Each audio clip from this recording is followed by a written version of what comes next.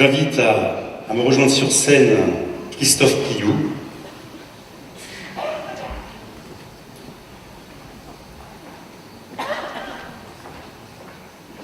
Veux-tu que je me tienne à tes côtés, Christophe?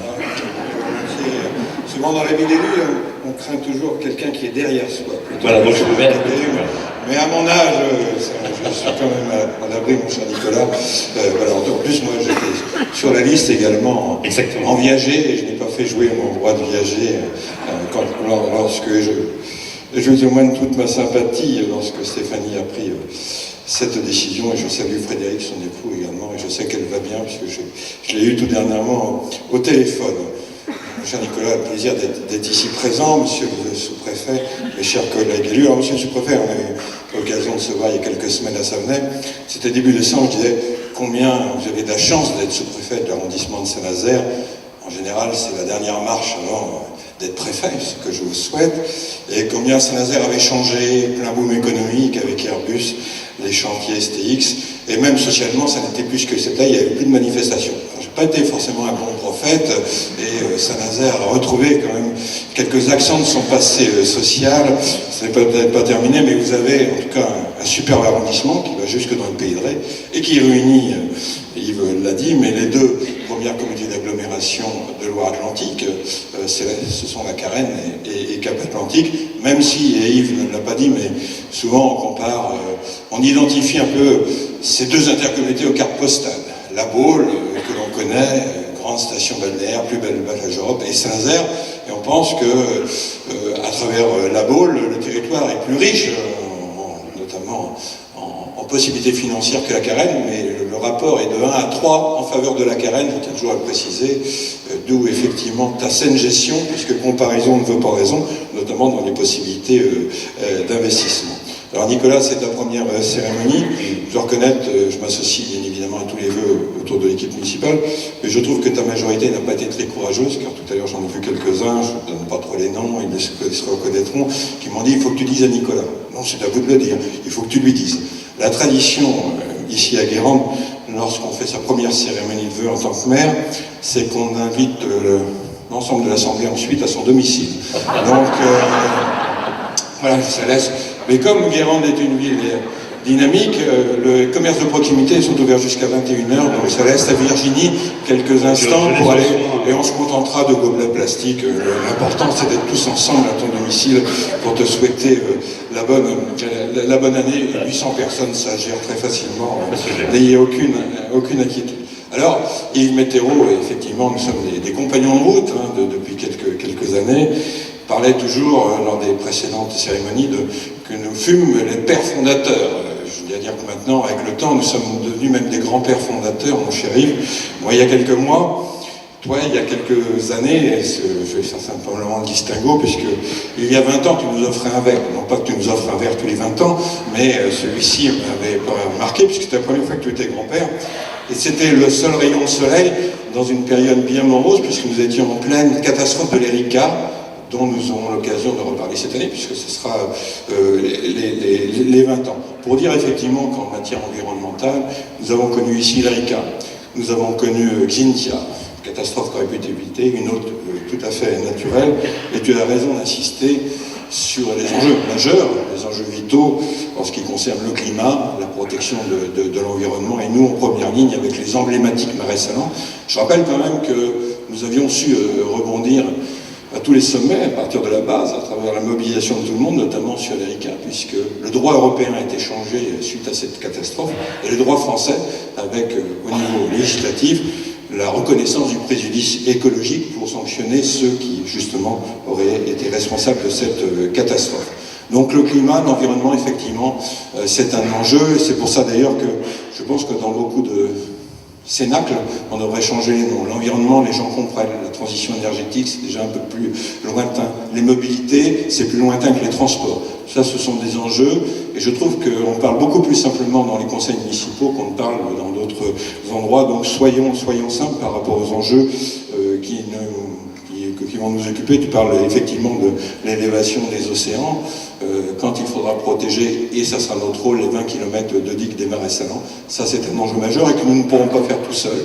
Et c'est là, adossé à l'État républicain et adossé à l'Europe, qu'il nous faudra effectivement constituer les meilleurs dossiers.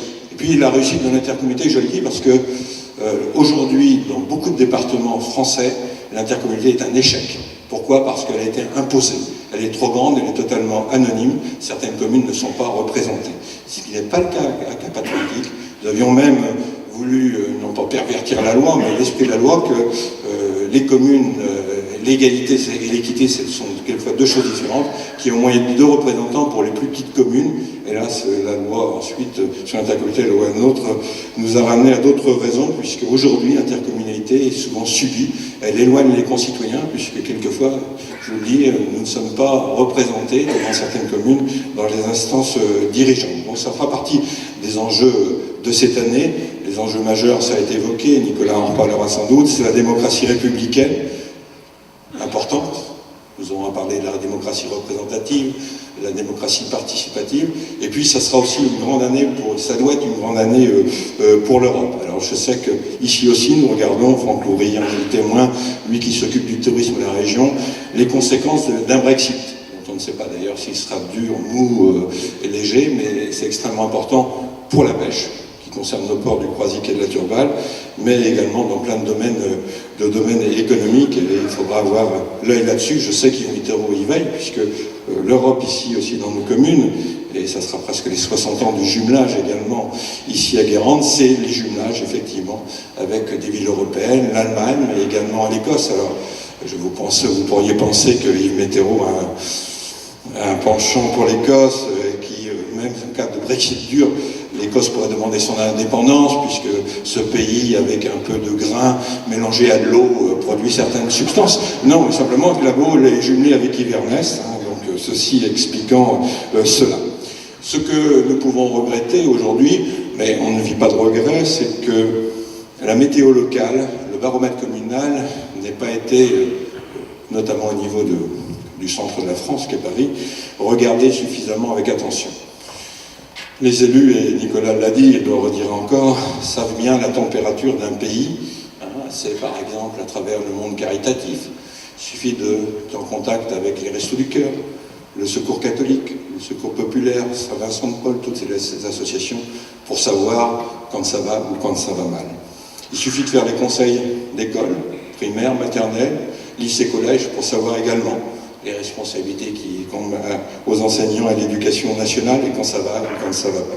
Il suffit d'écouter le monde économique pour savoir quand ça va pas, pas seulement pour le carnet de commandes, mais quelquefois aussi pour les tracasseries administratives que nous avons eu comme rendez-vous, par exemple les artisans, les commerçants, les indépendants, dans la gestion du régime social des indépendants, le fameux RSI.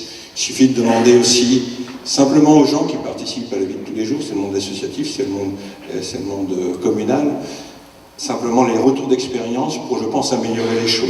Je discutais en sortant du Croisic avec quelqu'un qui travaille au CCAS, qui disait pourquoi, par exemple, quelqu'un qui est au RSA, qui va travailler 2 mois, juillet-août, doit attendre 3 mois et refaire tout son dossier avant de retoucher le RSA. On peut penser qu'on pourrait travailler en circuit court. Pourquoi, si c'est si long?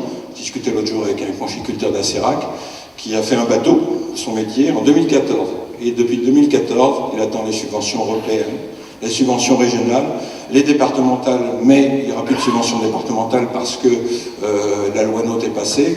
Résultat, quand ce conchiculteur a eu 70% de pertes, il était à découvert, il est obligé également de payer des intérêts en attendant ces subventions qui sont en attente depuis 4 ou 5 ans. C'est tout ça qu'il faut faire remonter sans populisme, sans poujadisme, mais pour dire que ça ne sera pas forcément avec des lois où on peut changer les choses, il y a simplement des choses à décréter et de façon à ce que nous puissions avancer tous ensemble. C'est ce qu'on appelle les remontées de terrain. Puis nous avons aussi à régler, et nous le faisons bien dans nos communes, la différence entre l'égalité. L'égalité, c'est comme tout citoyen devant la loi. L'équité, nous le faisons dans nos communes. C'est pour ça qu'il faut que les communes aient une marge de manœuvre aujourd'hui pour définir des politiques culturelles, des politiques sportives, des politiques sociales. Je prends toujours l'exemple, mais pour moi il est parlant. Si, par exemple, on est à une égalité simple, quelqu'un qui est au restaurant municipal va payer le même prix. Alors que, je prends l'exemple de Guérande, mais les chiffres ne sont plus exacts, vous avez des tarifs à 2 €, à 4 €, à 6 €, alors que le prix de revient est autour de 6 €. C'est ça l'équité, c'est s'adapter également aux besoins des uns et des autres, et également aux possibilités des uns et des autres. Alors, je disais souvent, lorsque je parcourais la circonscription, quelque chose qui avait été réédité en 1989, c'était les cahiers de doléances de 1789. Je demanderai d'ailleurs volontiers à Jean-Pierre Bernard, conseiller départemental et doyen du département, mais qui n'était pas élu en 1789, de me les retrouver, parce que, très sérieusement, alors il y avait des circonstances, il y avait la peur du loup, qui faisait du dégât sur le bétail, mais il y avait toujours dans chaque commune de la circonscription, sur les 27, la fiscalité. Alors c'était la taille, la corvée, la dîme à l'époque.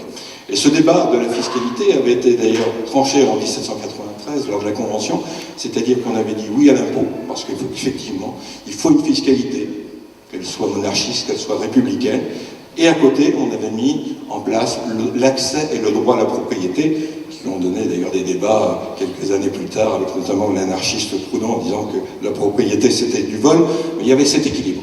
On sent bien qu'aujourd'hui cet équilibre est fragile, notamment avec le rapport à la fiscalité directe et indirecte. Donc il me semble important que nous revenions aux fondamentaux républicains, et notamment la Ve République qui s'était construite sur des référendums. Là, effectivement, monsieur le sous-préfet me n'y êtes pour rien, mais le dernier exemple qui vient à l'idée de tous les habitants de Loire-Atlantique, c'est le référendum sur Notre-Dame-des-Landes. Là, on avait demandé l'avis, il y avait une forte participation, il y avait un résultat qui s'était dégagé, il n'a pas été suivi des faits, on peut le regretter. Alors c'est vrai qu'il m'était relevé, il y a des voix qui s'élèvent aujourd'hui, y compris sur le modèle républicain. Je dirais simplement que quelquefois des décisions ont été prises hors du modèle républicain. Il y a eu des époques où il n'y a pas eu d'assemblée, il n'y a pas eu d'élection municipale, c'était entre 1940 et 1944. Pas d'assemblée, les maires nommés ou destitués, et pourtant, il y a eu un fonctionnement. Il y a eu 16 000 lois de promulguées, dont certaines furent jugées à juste titre scélérates, et les auteurs, les exécutants, certains furent condamnés jusqu'au crime contre l'humanité. Donc, vous voyez, c'est pas si vieux que ça, c'est à peine 80 ans. Et d'ailleurs, certaines décisions de Vichy pèsent encore dans nos débats actuels, je crois que tu en parleras tout à l'heure. C'est par exemple le statut de la Loire-Atlantique, qui était à l'époque Loire-Inférieure, qui fut détaché de la Bretagne historique. Et on a vu que dernièrement encore, au sein du conseil départemental, il y a un débat, et ce débat n'est pas terminé. Là, moi, je me suis toujours prononcé là aussi en faveur d'un référendum. Le référendum, c'est une question, on peut dire oui ou non, mais c'est surtout un débat. Et je crois qu'en ce moment, nous avons surtout besoin de débat. Et puis, il y a un autre dossier, je ne sais pas si vous avez suivi les activités hier, sur lequel, qui est emblématique, et la Loire-Atlantique est en avance, c'est la centrale de Cordemais. Et il paraît que nous avons décidé de ne plus avoir de production électrique à travers le charbon. Sauf que l'ouest du département se trouve très faible en capacité de production. Il suffirait que nous passions à -10 pour que nous ayons besoin d'importer d'autres régions de France de l'électricité, voire d'autres pays. Et on achèterait notre électricité à ce moment-là en Allemagne. Vous voyez un peu l'ambiguïté. L'Allemagne qui relance pour sortir du nucléaire ses centrales à charbon. Nous-mêmes, on ferme nos centrales à charbon, on achèterait de l'électricité venue du charbon. On voit que c'est pas simple. Et en même temps, l'Allemagne, en même temps est toujours effectivement à la mode, et bien par contre à plusieurs centaines et milliers d'éoliennes en mer, alors que nous attendons la première éolienne en mer en France, qui sera peut-être d'ailleurs sur le banc de Guérande, puisqu'on a arbitré entre le Croisic et Saint-Nazaire. Le lieu maritime, c'est le banc de Guérande, donc voilà. Ça vous permettra également, monsieur le maire, d'être à vos côtés pour obtenir quelque chose qui est extrêmement important pour Guérande, c'est les moyens de son développement. Les moyens de son développement, passe par le fait d'aller jusqu'à la Turballe et qu'il y a une déviation qui est tant attendue, notamment pour le boulevard du Général de Gaulle. Je crois que c'est essentiel. Et que déjà à l'époque, cette déviation avait été pensée pour le développement économique du port de la Turballe, qui était uniquement à l'époque, et il l'est toujours d'ailleurs, un grand port de pêche. Aujourd'hui, on va y adjoindre, là maintenant, c'est le développement des énergies éoliennes. Raison de plus pour que cette déviation se fasse le plus rapidement possible. Voilà donc, sans être trop long, en tout cas pas plus long que le maire, les enjeux qui nous attendent pour cette année, l'environnement, l'Europe, et puis notre presqu'île guérandaise et notre belle commune de Guérande, où vous serez rassemblés, fédérés, car Guérande est une ville complexe, un peu unique, puisque la moitié de ses habitants n'habitent pas dans Guérande Centre. Il faut effectivement avoir une politique pour Guérande Centre, une politique pour Saillé, une politique pour Cly et une politique également pour la Madeleine. Je ne me suis pas trompé, je m'arrête simplement à la Madeleine, puisque Chantal Brière me regarde, non pas avec des yeux de chimène, mais voilà. Et puis Guérande, grâce à tout ça, va pouvoir voguer vers un développement harmonieux qui va le porter vers ses 20 000 habitants, d'où une grande responsabilité, un rôle majeur. Effectivement, c'est porte d'entrée de la presqu'île, c'est cette charnière entre le Cap Atlantique et la Carène, mais je suis sûr, monsieur le maire, qu'avec votre équipe municipale, toutes les forces vives qui sont ici présentes, le monde associatif, le monde économique, vous saurez faire de cette année 2019 une année utile. Bonne et heureuse année 2019 à toutes et à tous.